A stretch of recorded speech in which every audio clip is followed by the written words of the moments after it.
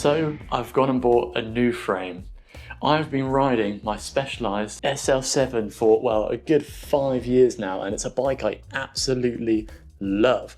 And to be honest, I still think 9 out of 10 bikes aren't as good as this bike in my opinion. But for me, it's time for a change. I wanted to try something different, and that something different is the Seka Spear.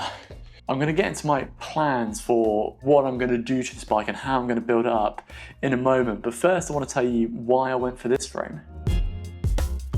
Firstly, a lot of it is curiosity. I really want to know, do I love this frame? Is it good? They class themselves as like an SL8 competitor, and the SL8 and the SL7 are some of the best bikes I've personally ever ridden. So part of it is curiosity. Is it as good as those bikes? Secondly, is price. I mean, I bought this for £2,600 and you can get it from, if you're in the UK, Bike Soup. They sell it, and they're very good actually. They helped me with the geometry and stuff and got me sorted out with the right frame and the right paint job and things like that. And finally, the last thing that really got me was the wind eye on the back of it here. I just think it's so cool. I think it's so unique and it really draws my eye, and ever since I saw this bike at Roulette, I've been thinking about it the whole time. It's made me want one, and I bought one. Of course, there are other bikes doing similar things, obviously the Trek Madone, but once again, high prices. I've got reviews of all these videos on a bike playlist, I'll link it down below. But I just think it's really nice to see a brand trying something different, trying to be a little bit out there, trying to be a little bit unique. I'll be honest, I am slightly worried that it's just going to be another SL7, another SL8, but if it's as good as those bikes, it's an excellent buy for 2,600 quid. So this is the bike that I'm going to be pushing it up against. So first of all, I had to weigh the bike in first, and the frame itself comes in at 845 grams. So this is the RDC version, which is a little bit lighter in the carbon. It saves a few grams there. Then the fork comes in at 417 grams. And finally, that gives us a total of 1,262 grams for the frame and the fork. The frame I got here is the extra large frame because, well, I can't go any smaller. I've got a 58 on my bikes here, and even there in the reach of 58 is usually a little bit too short, so I go for longer stems. So I've gone for a 120 stem on this bike just to go a little bit longer. Compared to the Specialized, the head tube and the seat tube are actually raised a little bit. The whole top is a little bit higher. So on my SL7 here, I run, what, like 1.5 centimetre of spacers. On here, it's going to be slammed, absolutely right to the bottom. I've already got like a fairly high, because my leg length saddle to bar drop from that case, so going right to the bottom should feel really good on this bike. I've just got the frame at the moment, but when you buy this frame, you get the handlebars and of course the seat post included. You also get a bunch of other things, which is absolutely everything you need to build the bike. Your through axles, your fork expander plug, your Di2 battery holder, and nicely of them they even provide a stem mount for you, so you get one that fits your handlebars perfectly. And one thing I'm glad to see, you get some headset bearings in there as well, because it's just nice to have ones all ready to go in on your bike. You do also get some slightly aero bottle cages that come with the bike, and thankfully it's a UCI thing. Basically, if you have like an aero cage that can be stocked on the bike, it has to come with it when you buy the bike, so you get these for free with the bike as well. I'll let you know if they're any good on my review or if I swap them out for normal bottle cages.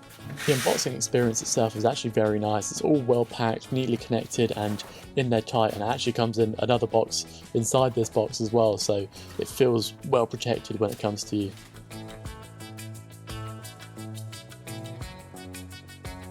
I think it's so good that you get to choose the seat post if it's got any setback or zero offset. I think it's great that you get to choose it comes with handlebars in the first place for that price. And then you can choose the stem length and the bar width on those handlebars. That's excellent.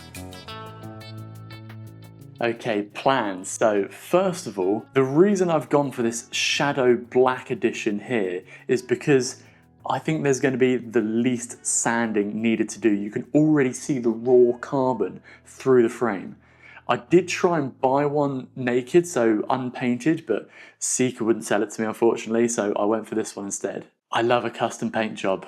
One thing I really love when riding a bike is I want a paint job that no one else has. I love customization. So here are my plans for it. I'm going to overlay pictures for you here so you can see it. Effectively, I'm going to go for this candy purple see-through carbon. So it basically almost looks like it does now, but it's going to be like a gloss purple on there. And from these photos, instead of the decals being silver, I think I'm just going to go for a white decal, but hopefully I can book in with a bike painter soon, so that'll be the next video. Subscribe for that. Next up is group set. I'm not sure what I'm going to go with first here.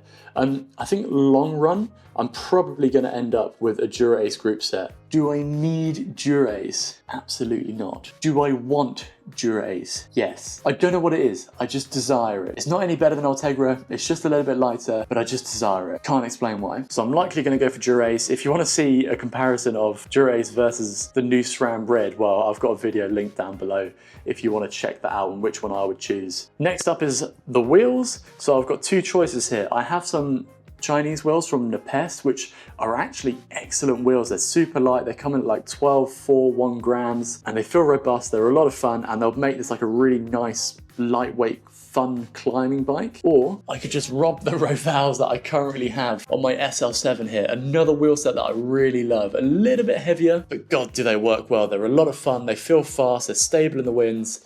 And well, I think that the Seka Spear frame is going to look good with either of those wheel sets on. I absolutely love customization, like little things like titanium bolts and stuff. I don't really care about the weight of the titanium bolts. The reason I buy them is because of color. I like all the little bolts and things to match my bike. I just think it's a really excellent way to customize your bike and make it yours. I love seeing people and myself making their bike their own custom things, and you'll be seeing a lot of that on this bike here, I think. Finally, to get a power meter on the bike here, I think I'm probably going to go for the Cybre with the XKD Spider power meter on Pandapodium here. It's about £760. If you have any experience with one, let me know if you think it's really good. But once again, I think it looks really cool.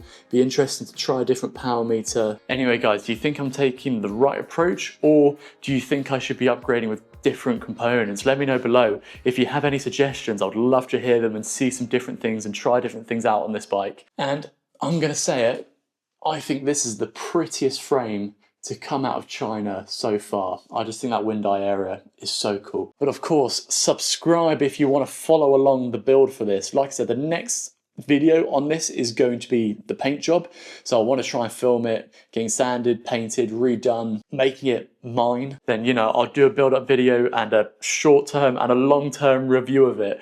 I feel like I haven't seen any good reviews yet. They've been a bit they haven't really described how the bike rides exactly, in my opinion. So I hope you subscribe for those future videos. Anyway, guys, I've been Jason. This has been Cycling Unboxed. See you in another video.